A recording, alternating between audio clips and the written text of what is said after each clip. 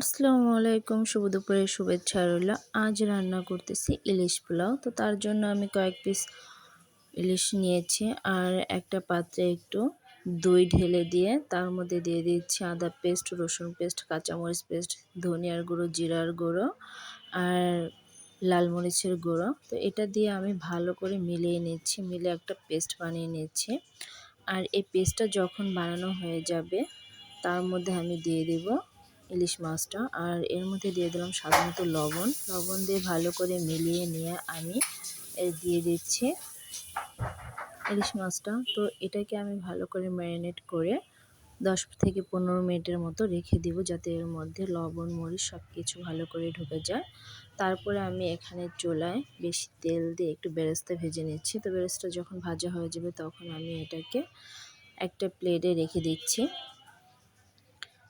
তারপরে চুলায় আমি একটা প্যান বসিয়ে যেই বেরেস্তা দিয়ে যে তেলটা আমি ভাজছি, তো সেই তেলটাই আমি দিয়ে দিলাম। দিয়ে আমি এখানে ওই মশলা থেকে ইলিশ মাছটা আলাদা করে রেখে দিলাম। আলাদা করে রেখে ওই তেলের মধ্যে আমি দিয়ে দিচ্ছি সব মশলাগুলো। তো এটাকে আমি আস্তে আস্তে ভালো করে কিছুক্ষণ জাল করে কষিয়ে নেব।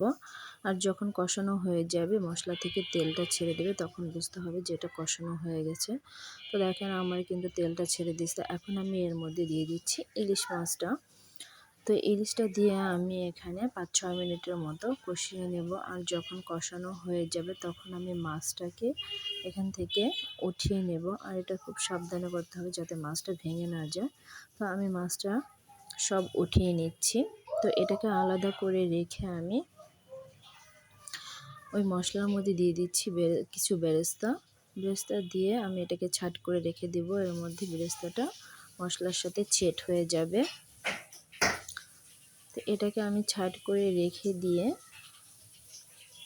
চুলায় একটা পাত্র বসে তেল দিয়ে আমি কিছু দারচিনি, এলাচ, লবঙ্গ, তেজপাতা দিয়ে একটু ভেজে নিচ্ছি। ভেজে নিয়ে তার মধ্যে দিয়ে দিচ্ছি পেঁয়াজ কুচি। তো পেঁয়াজ কুচিটা যখন আমার ব্রাউন কালার করে ভাজা হয়ে যাবে তখন আমি এর মধ্যে দিয়ে দেব পোলাও চাল। তো চালটাকে আমি একদম ভেজে নেব ঝরঝরা করে।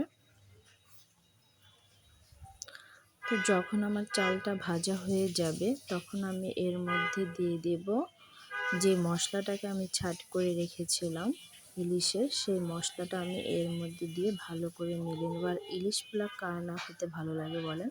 সবারই নিশ্চয়ই খেতে ভালো লাগে। তো আমারও ভীষণ ভালো লাগে, তাই রান্নাটা করে নিচ্ছি। তো আমি মশলাটা দিয়ে আমি এটার সাথে ভালো করে একটু 5-6 মিনিট মতো কষিয়ে নিয়ে তারপরে এর মধ্যে দিয়ে দিচ্ছি আমি পরিমাণ মতো পানি। তো পানিটা দিয়ে এটাকে আমি ভালো করে মিক্সড করে নিচ্ছি। আর যখন বলক আসবে তখন আমি দিয়ে দিচ্ছি কিছু টক দই, একটু হালকা চিনি, একটু স্বাদ আনার জন্য, আর দিয়ে দিচ্ছি বেরেস্তা গুঁড়া করে।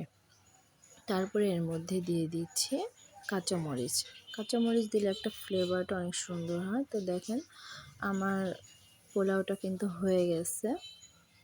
এটাকে আমি ভালো করে উল্টে পাল্টে নিচ্ছি। তো যখন আমার পোলাওটা হয়ে যাবে আমি অর্ধেকটা পোলাও উঠিয়ে রাখবো।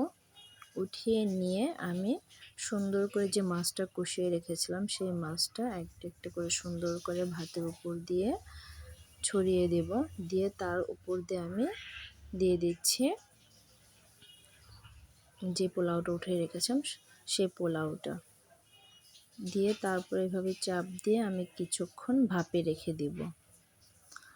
তো যখন ভাতটা পুরোপুরি হয়ে যাবে তখন আমি আস্তে আস্তে এটাকে একটু নাড়াচাড়া করে পোলাওটা আবার উঠিয়ে নিচ্ছি একটা প্লেটে। কারণ এভাবে বাড়তে গেলে দেখা গেছে চামিচের সেটা ভেঙে যাবে, বোঝা যাবে না। তাই আমি আস্তে আস্তে ভাতটা ছড়িয়ে আবার মাছটাকে উঠিয়ে নিয়ে ভাতটা একটা ভলের মধ্যে বেড়ে নিয়ে তার উপর দিয়ে আমি মাছটাকে সুন্দর করে সাজিয়ে দিয়ে আর উপর দিয়ে দিলাম বেরেস্তা। মাশাআল্লাহ, কমপ্লিট হয়ে গেল আমার ইলিশ পোলাও।